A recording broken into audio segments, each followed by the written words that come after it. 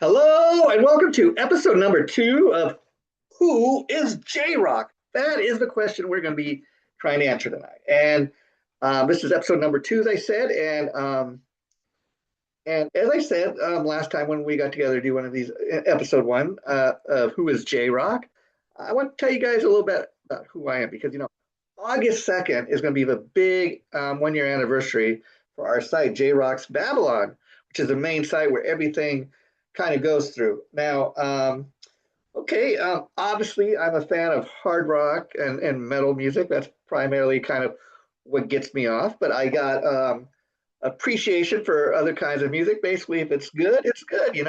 But metal and hard rock's kind of main thing I am into. But I also have an appreciation for like classic rock and everything from Tom Petty to John Fogerty, Creedence Clearwater Revival, um, the Temptations, even. Let's see, the Eagles, I think I mentioned, Tom Petty, Elvis Presley, a little bit of everything. Now, probably my all time favorite band ever, it's got to be Kiss. I mean, Kiss is the first band that I really got into. And I've loved everything the band has done. I followed them throughout their 50-year career. Probably, I got to say, the first album I ever got was Gene Simmons' 1978 solo album. And that had a big reason to do with Gene Simmons being my all time favorite Kiss member. I mean, I remember as a kid kind of looking up to Gene because, you know, um, besides being the god of thunder and just the demon looked so cool. I didn't know what he was, a vampire, a monster.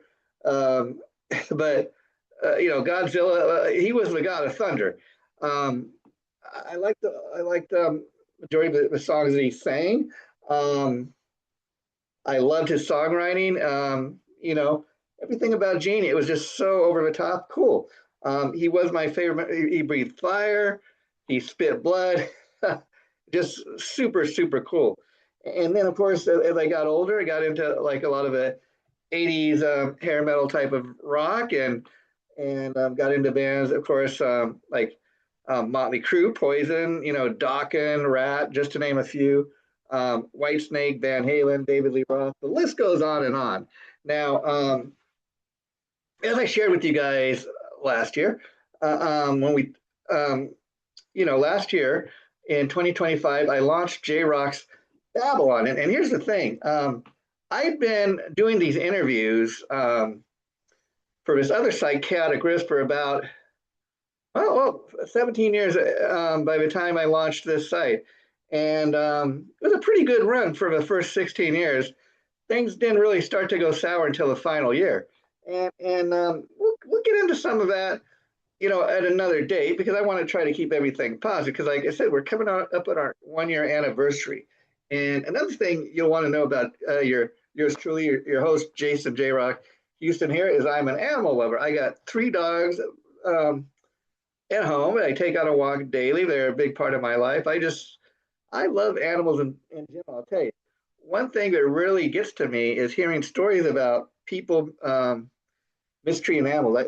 That's one thing that really irks me that I really can't stand. I know there's a lot of animal lovers out there like my self. So that's just kind of another part of who I am. I also enjoy going to the movies and get out of the house. I don't know why, but during COVID, a lot of people, ever since COVID, a lot of people got turned off and haven't returned to the movies. Going to a movie theater is still a big part of my life, and that's a huge reason. I got a pop culture show on our channel here. Of course, I'm talking about my my show, J Rock's Pop Culture Revolution. We are the loudest voice on the internet when it comes to talking about pop culture.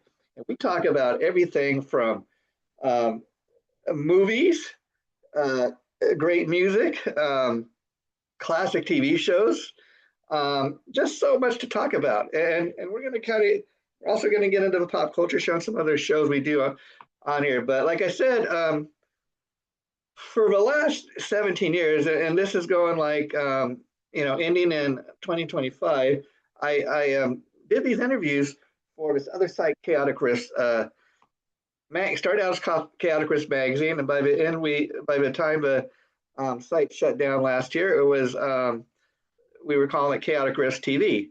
And we'll get into some of that later. But one thing that was really kind of interesting that led me to leaving the other site was all of a sudden the owner of the site, for the first 16 years, I got to tell you, it was a real collaborative effort. I got to book all the bands that I did the interviews with from time to time.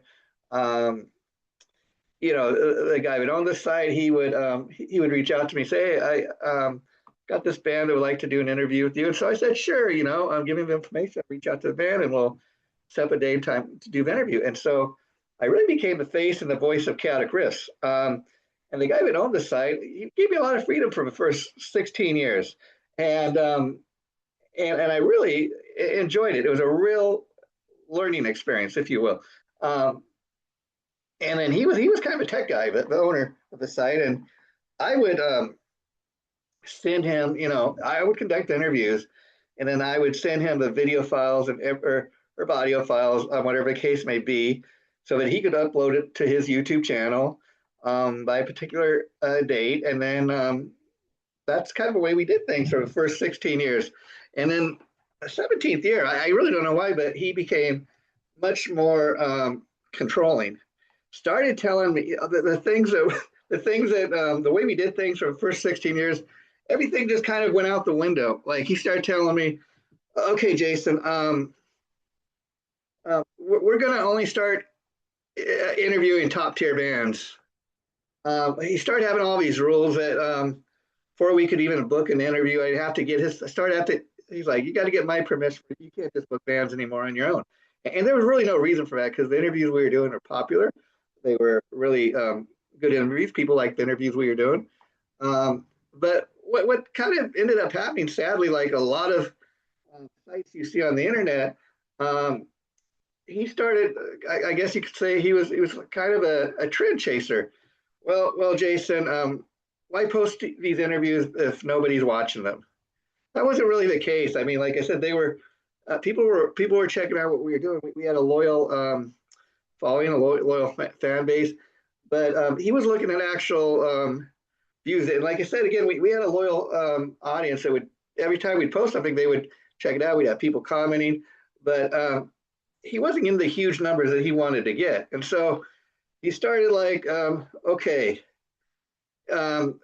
there's all these rules, Jason, that before you can even book a band, you got to get my permission.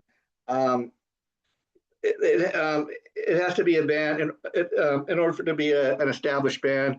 They have to have a record contract. It can't just be a band without a record contract. They have to have toured a certain number of years. They have to at least had a single or something on the radio. And I just like, nah, it's not any fun anymore. I don't want to have to, this is supposed to be supporting metal and the metal community and hard rock and the bands I love. And all of a sudden he's changing the rules. I'm like, no, it's not fun anymore. And so that was the main reason I walked away from it. There were other reasons, and we're going to get into that. And so it just got to a point where it wasn't fun anymore. The rules started changing. It was very different from the collaborative effort that it was for the first 16 years. I can really tell you why the guy changed, but he just did, sadly. And the reason I do a pop culture show, on here, and I launched the new JRock's Pop Culture Revolution. I'd done a show on the previous categories channel, and it was very successful. People liked it. What I realized, we started doing the other pop culture show, which was called Gar Boris's Time Machine. And I'll talk a little more about that in a future episode. But we quickly realized, my co-host and I, Gar Boris, anybody doesn't know, he's the lead singer of the premier Southern California Guns N' Roses tribute band, Appetite for Destruction. Gar does a great Axl Rose. I mean, especially, he does a great job of emulating Axl Rose, like, Appetite for Destruction era. Going back to 1987, you'd swear it was Axl Rose from that era.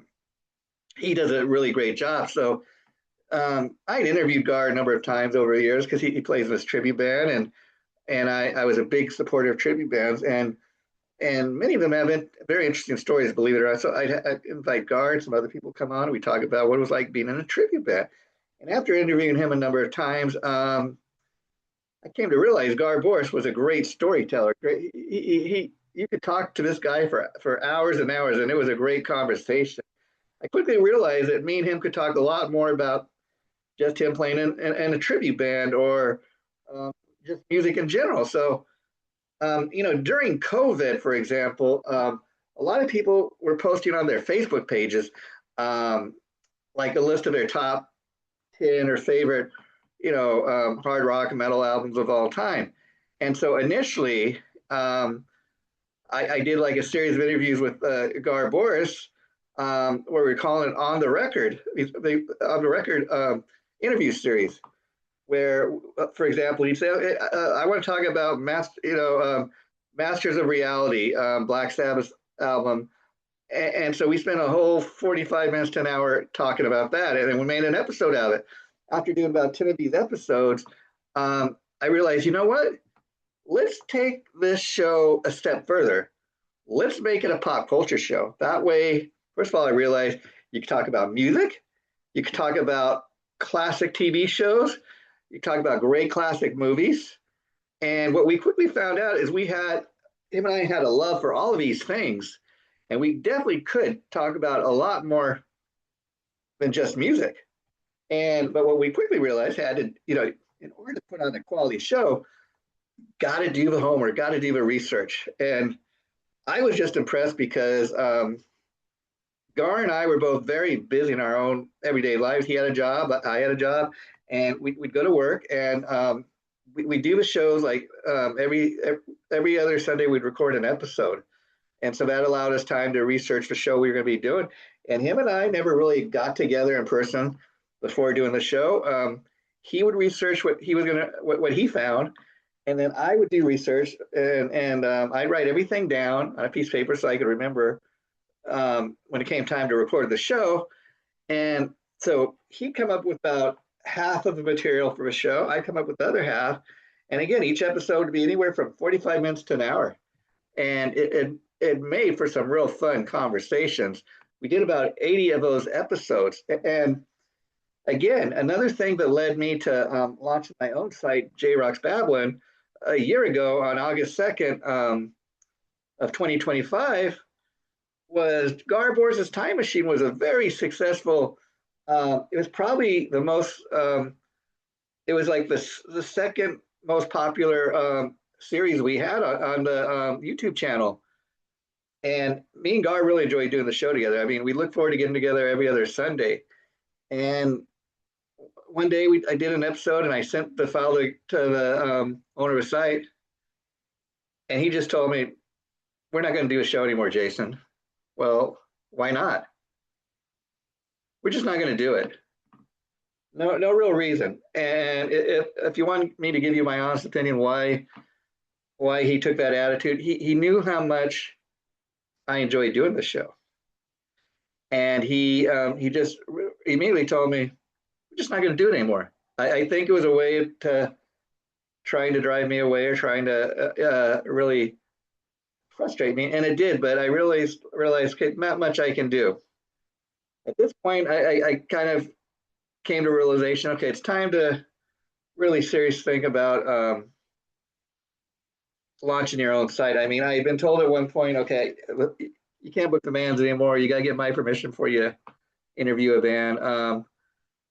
And I said, no, I'm not going to do that. And then this kind of a thing that just ultimately pushed me over the edge to leave Chaotic Riffs and launch JRock's Babylon. And this is the truth of the matter.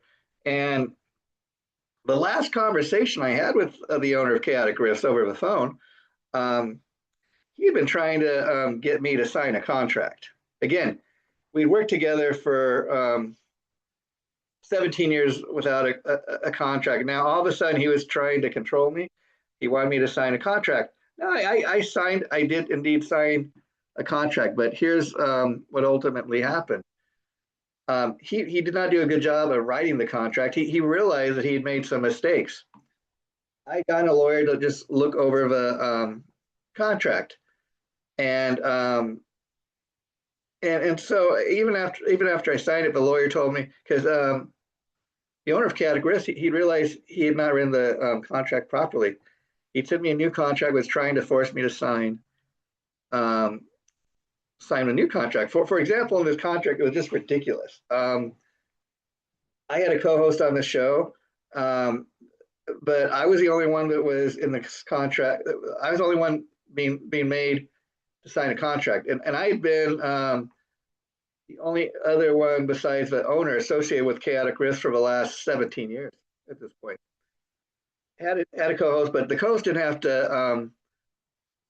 He didn't have to sign a contract, but I did. Again, it was a way to control me, and also in the contract was just ridiculous because I was the only one that had to sign a contract. I was the only one that was, according to his contract, I had to wear the "This Is Metal" T-shirt in every single episode um, of recording the show, or I could be fired if I dare do an episode without this guy's "This Is Metal" T-shirt that he had created, that he designed. Okay, he's trying to promote the show. I get it, but I didn't like the fact that I had to wear it. Nobody else did. Um, and so I said, "This is crazy." And then he's telling me, "So how come you haven't signed the new contract?" I said, "Well, I talked to my lawyer, and he said that the contract that I previously signed, that's the binding contract. You can't keep changing things and make me sign a contract." At that point, this guy blew his fuse, and he told me over the phone, "Wait a minute, you got a lawyer?"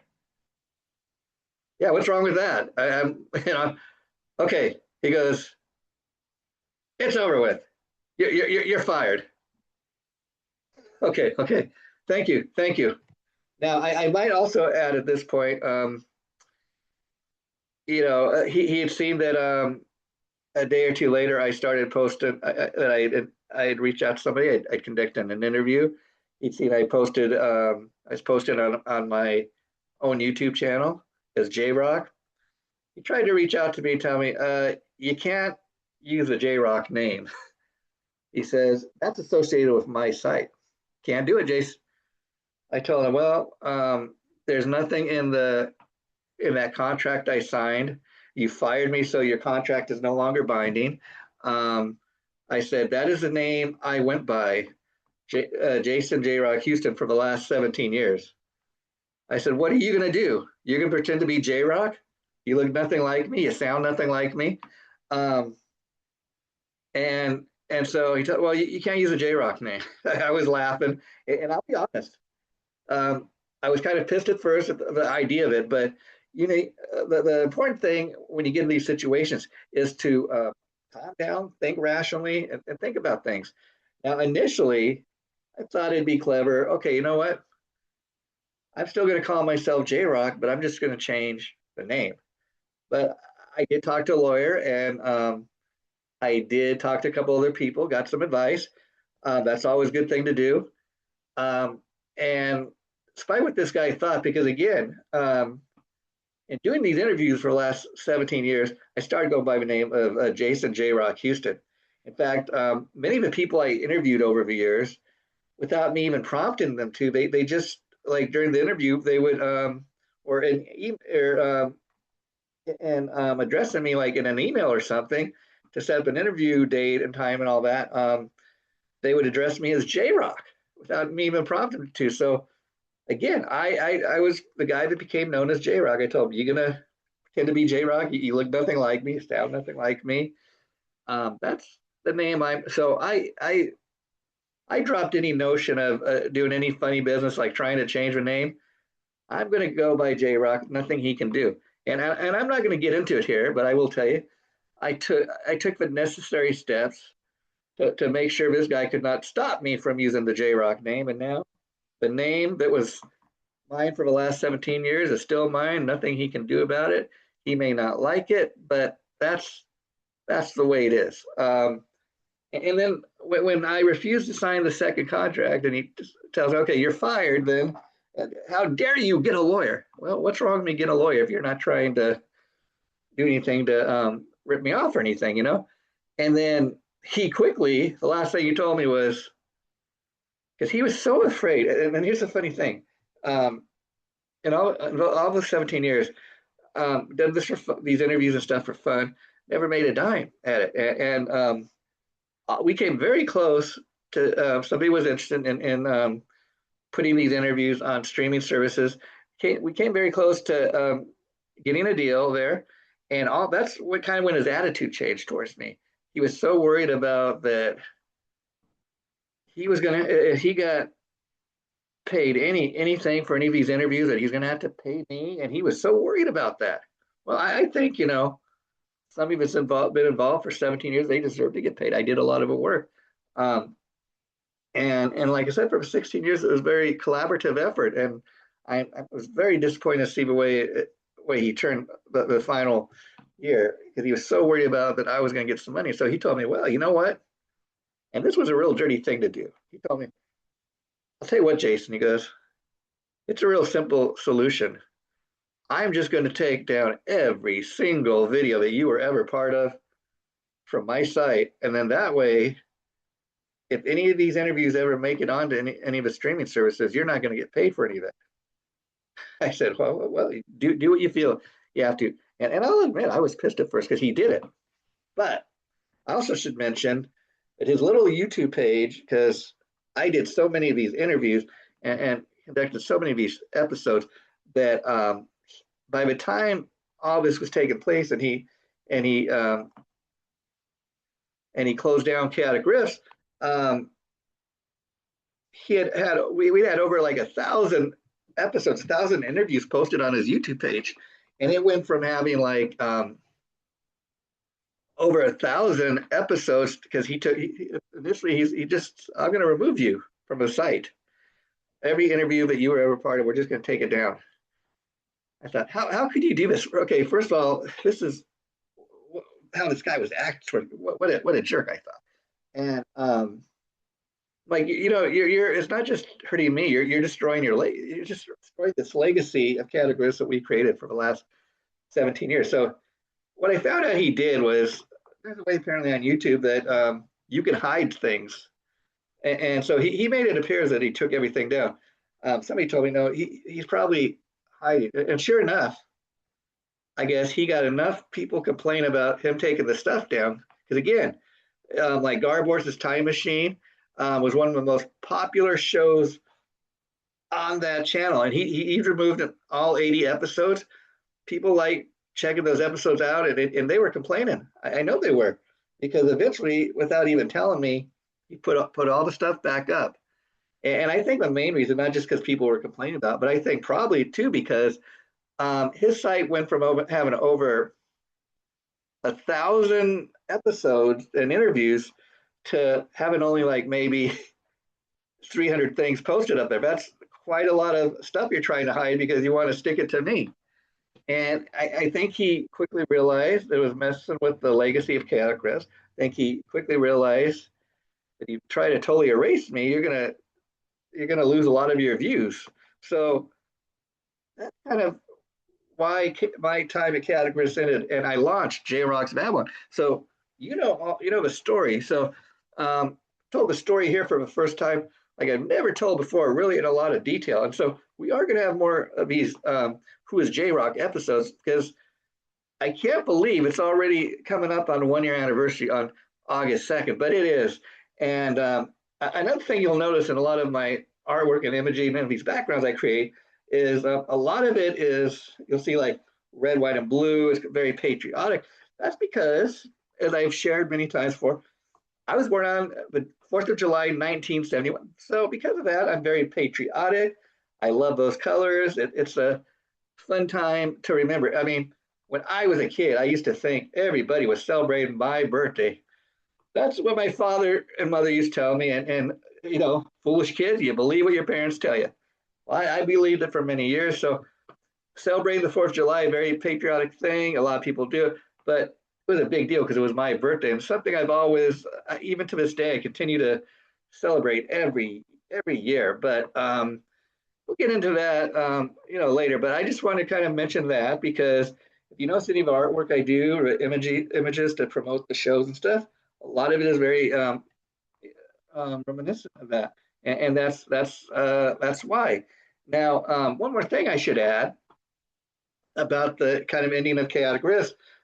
We'd had many of the same people that we'd interviewed over the years. For example, Tom Collier, McMichaels. These are great musicians that I interviewed. Garboris, many more. Too many to name. But the owner of Chaotic Risk told me at one point, and there was really no reason for this attitude. He just, okay, Jason, you've interviewed McMichaels enough. We're never going to have him back on the show.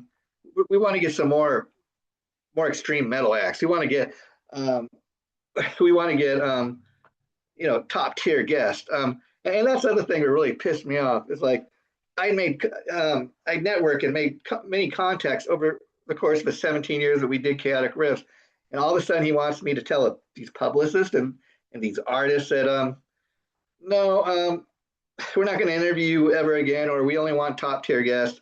I didn't like that attitude, and that was another reason I left. But he's like, Jason, you can't always be interviewing your friends. Well, these people became friends because I networked with them, and many of these people we had back, and we interviewed them more than once. Because you know what? Like many of these people, they were in different bands. They things would happen in their life, and they would come back, and we developed a relationship. That's another thing this guy did not understand about the importance of networking. So he told me, Jason, not gonna have you interview your friends anymore. And that's not really what it was, but these are people that I had developed a relationship, a friendship. So when I need somebody to interview, I often reach out to these people. Hey, what are you doing? You want to come back on the show and let us know give us an update on what you're doing? Sure. And so that's how I got many of the interviews. We worked with many publicists over the years. I still continue to work with many of these people to get my interviews. And that's what this person just did not understand. He was all about trying to get the numbers up, trying to chase trends rather than be authentic. And he was so wrong because I'll tell you, I had my good friend Mick Michaels, the guitarist and principal songwriter from Corners of Sanctuary. I've had Ben Hicks since we've launched JRock's Babylon and many of the shows on the site. Ben Hicks, he's a great director and writer and producer. I met him through my good friend Tom Collier. Tom and I go way back, and I will anytime I have a chance to interview Tom, I will. He's given me a lot of great interviews because he's also the president of Fire Rock Music Group, great record label. He's got his band that he's been fronting, held hostage for the last 40 years. Tom has been the guitarist, sometimes lead singer, the principal songwriter. We just had Tom and Prissy Howell, the new lead singer of Held Hostage, come on our Make Some Noise show. It turned into a great two-part episode. People love that. What are you telling me? Don't interview your friends. Well, that's just a part of who we interview, but you better believe I'm going to include my friends here, people that I've been interviewing and talking with for the last 17 years. Well, folks, I got to go to work tomorrow. This is, I do have a day job, so I do this for fun, and I can't believe all we've done in the last year. I can't believe it's already been going on a year, August 2nd, since we've launched our channel, JRock's Babylon. And you know what? We talked a little bit about the pop culture show. Now, that's the first, and I'm talking about JRock's Pop Culture Revolution. So I'll tell you what, in episode 3, we're going to talk a lot about the pop culture show, because when I launched this site, JRock's Babylon, that was the very first show we launched. And I'm going to tell you why. And it's been a big part of what we've been doing here the last year, but we've also come so far with just that one show, because you know what? Just today, we put up the 40th episode of that show, and I'm so proud of where we've taken the show and where we're going to take it in the next year ahead. So stay tuned for Who is JRock, episode number 3. We're going to try to do that next week. We got so many other great shows that I have planned that I got to record in the next couple of days. So That's another thing about JRock's Babylon. We're constantly pumping out new material for you. We don't make you wait weeks and weeks for new material. We love what we do, and we're going to keep pumping out as much new material as we can do. Thanks for tuning into this. This has been so much fun, and I can't wait to get to know you guys. Oh, you're going to love this. Before I wrap it up tonight, I was doing some research on the name JRock, and one thing that came up that I really didn't think about is it told me JRock is a name for, it stands for Japanese rock. I never knew that, but okay. And that's something we can kind of touch on next time when we do this. But I always love to make you guys laugh and tell you some funny tales. So hope I've been able to do that and done it with a smile. Something I like to do. You never, I always say it's time to turn that frown upside down. So take care and we'll see you again real soon. Bye for now.